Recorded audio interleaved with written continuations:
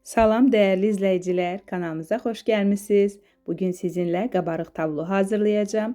Bütün detallarını ətraflı formada izah eləməyə çalışacağım. Çox video araşdırdım.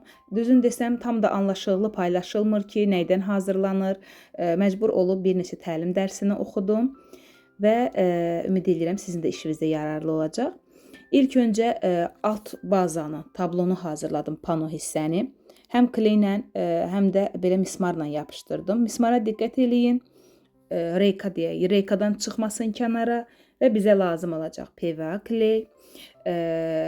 Taxtam mənim MDF-dir, nazik MDF-dir. Hardasa 2-3 mm olar, dəqiq bilmədim. Fanerka deyirik el arasında. Dik də deyilir belə, amma MDF gedir satışda. İnşaat yerindən ala bilərsiniz. Və üzəri üçün belə qalın kağızım var, onu istifadə eləyəcəm. Biraz parça materiallı, qəribə kağızdır. Amma istəsəz vatmandan da istifadə eləyə bilərsiniz və yaxud da kətan parça da olar alt pano üçün. İlk öncə dikin üzərindən bir dəfə yarı-yarıya bir-bir nisbətində su ilə PVA-nı qatdım. Bu formada çəkdim. Və daha sonra üzərinə kağızı yapışdıracağım. Hətta bacarsanız 2 dəfə eləyin, onu məsləhət bildilər. Və hava boşluqlarını çıxartmağa çalışın şpagel yardımı ilə və yaxud da hər hansı sərt kardon vasitəsi ilə. Amma yenə də qopmalar var. Baxın, bu formada məcbur oldum. Qopan hissələrə, künclərdən silikon kley vurdum. Çox qəribədir ki, bəziləri yapışıb, bəziləri yox. Və kağızın və yaxud da parçanın artıq qalanını arxa hissədən qatdalayıb yapışdırmışam. Mən silikonla yapışdırdım. Amma parçadırsa steplerlə tarım dartıb yapışdırın.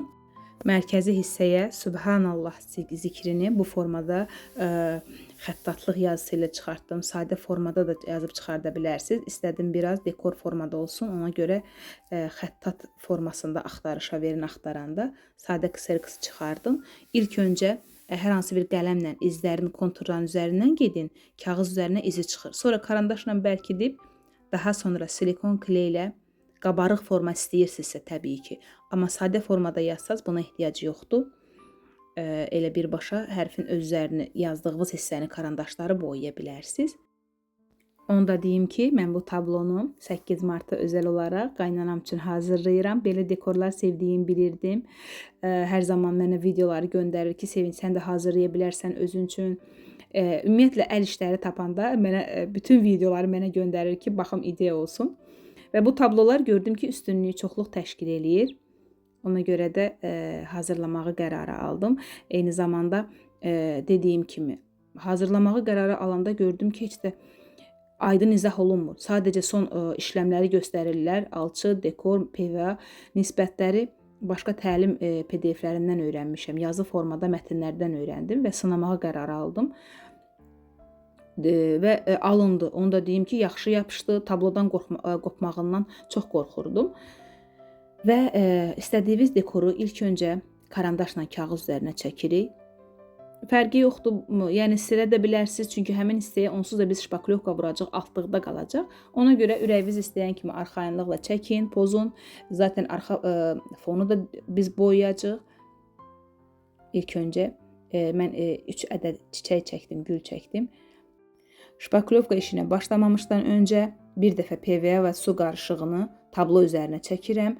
Yuxarı hissələrə çox çəkmədim, çünki onsuz da oralara boya vuracağım. İstəsəz ora da vura bilərsiniz. PVA-nın üzərindən boya tutur. Və indi isə qarışımı hazırlamağa başlayırıq. İlk öncə arxa fon üçün sadəcə boyanı başlayıram. Və arxa fonda tünd rəngdə istifadə edə bilərsiniz. Mən anamgilin, yəni qaynanamın dekorunun evlərinin aboyuna uyğun çox qarışıq rəng seçmədim. Yəni tünd yaşıl, tünd göy fərqi yoxdur. Arxa fon tamamilə sizin zövqünüzdən asılıdır. Mən biraz açıq olmağı üçün qəhvəyi və ağ rəngləri qarışdırdım və ara hissələri incə kislə işlədim. İndi isə başlayırıq əsas məsələ qarışımı hazırlamağa. Bunun üçün əslində PDF olaraq, yəni mətn olaraq oxudum ki, 2-3 yemək qaşığı PVA və 1 stəkan su. Amma videoların əksəriyyətində gördüm ki, akrilik boya, PVA qatılır, su ümumiyyətlə qatılmır. Ona görə yəni mən PVA-nın çox olmağına üstünlük verdim ki, tablom qopub düşməsin. Çünki adətən bu gips işləri, lepqalar tökülə bilir. və bu şpaklyovkanın adı isə saten alçı. Çünki mən kisə ilə alıram, çox istifadə edirəm maketlərdə. Yəni siz də aldıqda istəsəz deyə bilərsiniz ki, saten alçı özləri biləcək inşaat yerindən əldə edə bilərsiniz. Digəri isə sıvı alçısıdır. Maketlərdə tez qurumaq üçün qarışdırıb istifadə edirəm. Bu formada nə çox duru olmalıdır, axa bilər, nə də çox qatı olmalıdır ki, quruyacaq. Adi pingvin paket deyirik. Ona da tökə bilərsiniz. Məndə hazır tort kremi üçün belə 3 bucaq klok paketlərim var. Tort ləvazimat satılan yerdən asanlıqla əldə edə bilərsiniz. Ona tökdüm.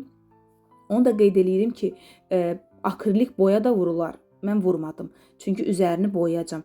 Akrilik boyanı vurduqda məqsəd zamanla saralma olmasın lepkalarda. Yəni bu vacib deyil boya vurmaq. Amma PVA və şpaklyovka qarışığı çox vacibdir ki, suyu çox qatmayın və hissə-hissə işlədikdən sonra birbaşa konturları tökməyin. Biraz qalın olmağını istəsəz, klokun uç hissəsini qalın kəsin, böyük kəsin və bütün konturları işləmədən öncə biraz vurun, sonra yaymağa keçin, əlinizlə forma verin, daha sonra digər yarpaqları başlayın. Baxın bu formada.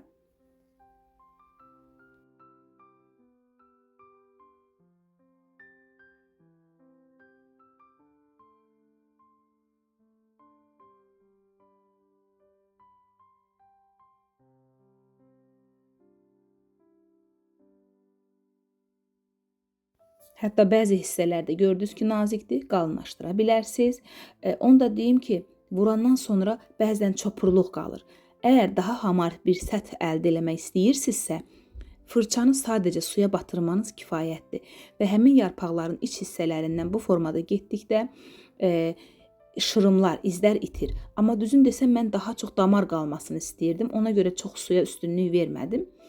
Və orta tumurcuqları isə bu formada sanki tort üzərinə krem vurursunuz.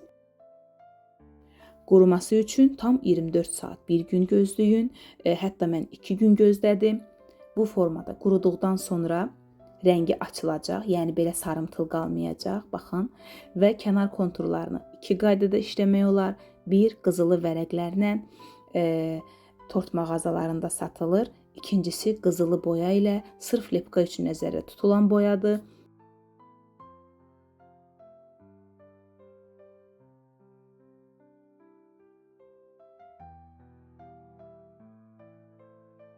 Və arxa fonda qızılı tonlama yaratmaq üçün çox sadə.